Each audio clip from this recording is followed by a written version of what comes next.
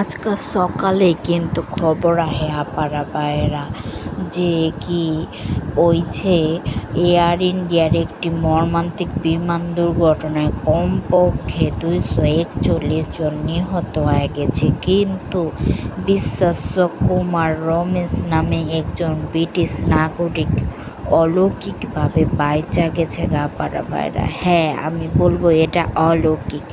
হাসপাতালের বিছানা থেকে কথা বলার সময় তিনি কইল, আমি এখনো বিশ্বাস করবার পারতাছি না যে আমি জীবিত অবস্থায় বাইরে আইছি। আমি সত্যি ভাবছিলাম আমি মারা যাব। রমেশ 11A-তে পৌঁছেছিলেন বিমানটির পাশে, যা হোস্টেল ভবনে ধাক্কা খায়নি। তার আসনটি নিচতলার কাছাকাছি ছিল এবং তার দরজা ভাঙা যাওয়ার পর তিনি হামাগুড়ি দিয়া বাইরে আহনের একটি ছোট জায়গা পাইছিল। তিনি বেদনাদায়কভাবে বর্ণনা করছেন যে তার সামনেই ক্রু এবং অন্যান্য যাত্রীদের মৃত্যু সে দেখবার পাইছে। এই গল্পটি হৃদয় বিদারক সততার সাথে তিনি কিন্তু আমাদের বর্ণনা করছে। আপনি যখন উঠছেন তখনই পরবর্তী জীবন চিরতরে বদলায় যায়। জীবন এতটাই অপ্রত্যাশিত। আসুন আমরা নিহতদের পরিবারের জন্য প্রার্থনা করি আপারা ভাইরা। জীবনের অলৌকিক ঘটনার জন্য ঈশ্বরকে ধন্যবাদ জানাই আপারা ভাইরা।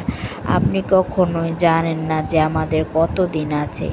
প্রতিটা মুহূর্ত, প্রতিটা সময়, প্রতিটা দিনকে উপভোগ করুন আপারা ভাইরা। কারণ আমাদের হাতে কতটুকু সময় বাইচা আছে বা কতটুকু হায়াত নিয়ে আমরা পৃথিবীতে আসছি, সেই কথা কিন্তু আমরা কেউই বুকে হাত দিয়া ঠিকঠাক কইবার পারুম না। কারণ আমাদের মহান সুবহান আল্লাহ তাআলা আমাদের যখনই জন্ম দিয়েছে সেই সময় কিন্তু আমাদের মৃত্যুটাও নির্ধারণ কইরাই দিয়েছে। তাই যার যতটুকু হায়াত ততটুকুই আল্লাহ যাতে আমাদের সকলের নেক হায়াত দান করে বা আমরা যাতে ন্যাকভাবে দুনিয়াতে সব কাজকর্ম সব কিছু করবার পারে, কেউ লগে অন্যায় না করবার পারি, হিংসা বিদ্বেষ না করি, কোনো রকমের হকদারের হক নষ্ট না করি, বা কেউ একজন জিনিস আমার হকের জিনিস কারো হকের জিনিস মাইরা না খাই, কোনো হারাম সোয়া না খাই।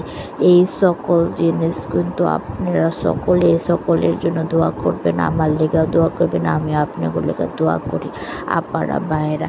এই ভাইয়ের হৃদয় বিদারক কথা হই না কেমন লাগছে যে একটা প্লেনে সবাই মরে গেছে কিন্তু আশ্চর্যজনক ভাই কেমনে বাচ্চা গেল।